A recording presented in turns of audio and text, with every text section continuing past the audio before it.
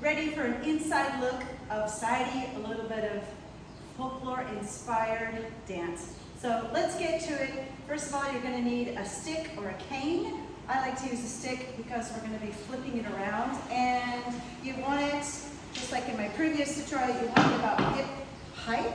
So that should be the right size for you. So you want it to come up to about your hip bone. If it's up here a little, it's going to be too high. And if you can't touch the floor here, it's a little too short. So that's why I like this one. It's a little bit longer. And when you kind of want to hit the floor, you've got action there. And the other thing, of course, in the tutorial is our little rubber bands, a little tip and tool to help you keep it in place. Try to use matching rubber bands for that. So let's get to it. Let's talk just briefly about this style. The style is a little bit earthy, a little bit heavy, and we're going to be using what I call the heel tap, so tapping the heels, and that's on the downbeat. So it's a little bit opposite of Western dance, where Western dance we go often up, or in this style we're going to be going down. So let's just practice that just briefly. We're going to lift the heels about a half an inch, about 1 centimeter, and I want that reverb to come up your body.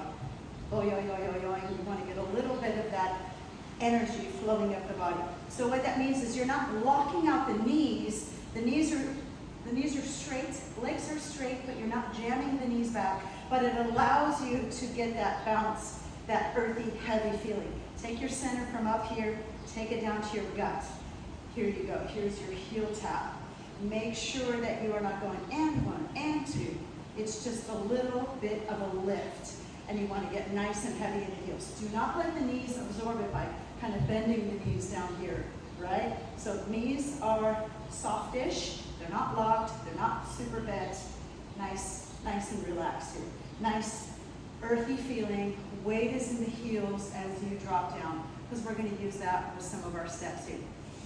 So let's get to it. I'm going to face the mirror, and I want the rubber band in my right hand. Now when we start flipping it, it's going to end in the opposite hand. So if you want to put rubber bands on both sides, that is also an option. When you're holding the stick, let's hold it with sort of a soft fist, closed hands. So we are going to do a jump back on the right. Arms are up in a high V. We're going to step right, left, pas de bourrée, right, left, right. Come together. That jump back on your right foot.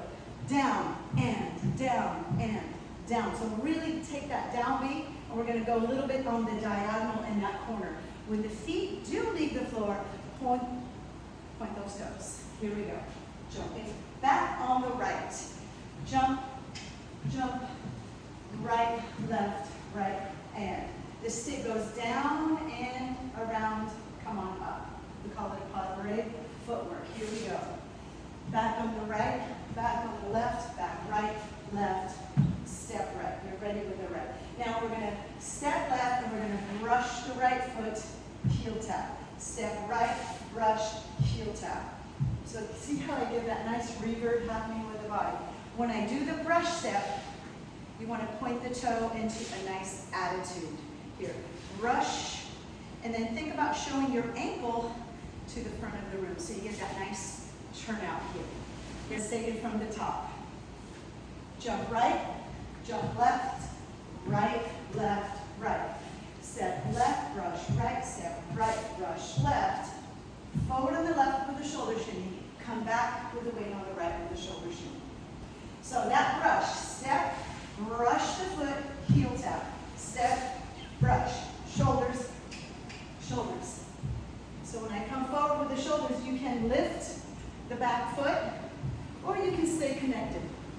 But I want to get that little bit of that earthy feeling happening with the heels. The shoulder's going to be doing a loose shoulder shimmy. A little bit more on the folkloric side, so not the tight shimmy here. Da, da, da, da, da. Big and loose with the shoulders. Let's take it from the top. Right foot starts. And right, left. Pas de bourrée. Step left, step right. Shoulder shimmy, shoulder shimmy. Your back, your weight is on the right. We're going to repeat the same thing on the opposite side. Left, right, left, right, left. Let's do that again. We're going back on the left. Diagonal. step left, right, left. The stick goes down, out to the left, down, and around, and come on up. Here we go. Left, right, left, right, left. Step right, brush left. Step left, brush right. Don't forget that heel tap. Forward with a shoulder shimmy, back with a shoulder shimmy. Nice and loose. Okay, so remember to hold the stick towards the end. Don't hold it in the middle. Don't open the fingers really wide. Just a soft fist here. Keep those hands closed. Keep it nice and strong, right? Remember, this comes from Tati, which is a martial arts dance. So we want to keep it nice and strong. Here we go. Let's take it from the top, starting on the right foot back. Right, left, right, left, right. Step left, step right, forward and back. Left, right, hover, step right, step left, forward and back. All right, just remember to keep that stylization with these brushes here.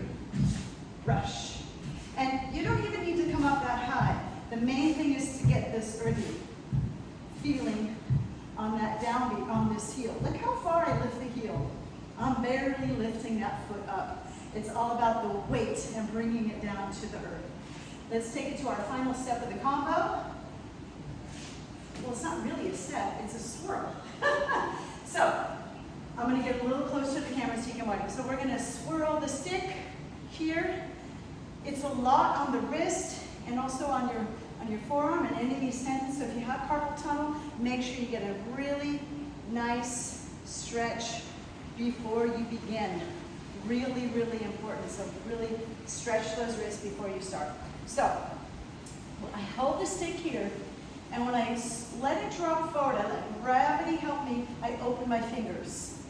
So closed, open, closed, open, close, open. Close, open, close, open, close, open. What happens if you don't open your fingers? You're going to do this. And that's really hard. It pulls on the tendons. If you have tremendous flexibility there, maybe that feels comfortable. But for most people, you really need to get that release happening. And look what happens with my rubber band. It's like the brakes. Boom. It helps to keep it in the pocket. Right there. Sucked in. Here we go. So you can go slow in the beginning. Build up that speed.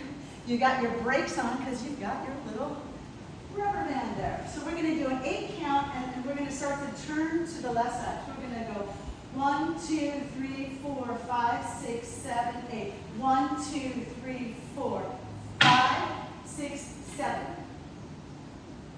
Heel tap, heel tap. You're just going to do a little shoulder here. Boom, boom. Okay? So let's see what that looks like again. So we've got an 8 count, probably about 6 to the front, and then I start to turn to the profile. 1, 2, 3, 4, 5, 6, 7, 8. 1, 2, 3, 4. Tap and throw and catch. And bring it back, nice and strong position. Tap and tap. And you're going to notice what's happening with the other hand. That's really important because often I see this other hand doesn't have something to do. Give it something to do, give it placement. I like to wrap it around here. Typical full floor Saidi dress sometimes has really long sleeves, so it's a great way to gather up the sleeve, to gather up the costume, and keep it out of your way. Because otherwise it can kind of swirl around into the costume. That's why you need to have a dress rehearsal. Okay, so the tap is, let me face this way. I tap it, I'm looking at it, tap, and I throw and I catch it. Tap, throw, catch. Tap, throw, catch. The most important thing, keep your eyes on the prize. Don't look around, don't make eye contact at that moment. It's a great way to lose the stick. It takes a little bit of practice. This stick is pretty light.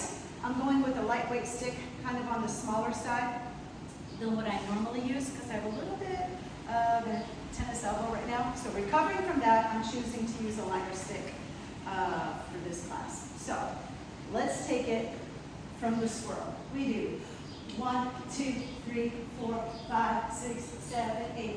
1, 2, 3, 4, 5, 6, 7. Yeah. Boom and boom. So Let's keep it going. Here we go.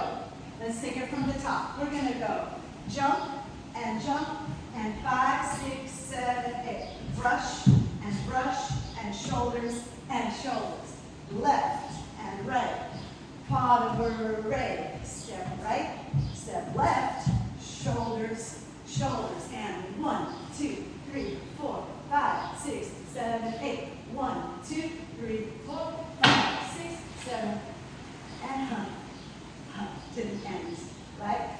What I'd like you to do is start adding those hips on. Once you get your swirl going, hopefully you can hear me over the birds. Once you get your swirl going, add a little bit of hips, as much or as little as you like, right? You can even just do like a pulsing here to keep you with the time of the music. So you don't want to just be too stiff as you come around. 1, 2, 3, 4, 5, 6, 7, 8. 1, 2, 3, 4, 5, 6, 7. And then you're ready to start the next section. All right, let's practice this. Loop it a bunch of times with music. Let's drill it. Really work on those earthy movements. It's going to take some practice. And then I'll see you for the full choreography in my Hip Circle monthly meetup this Friday.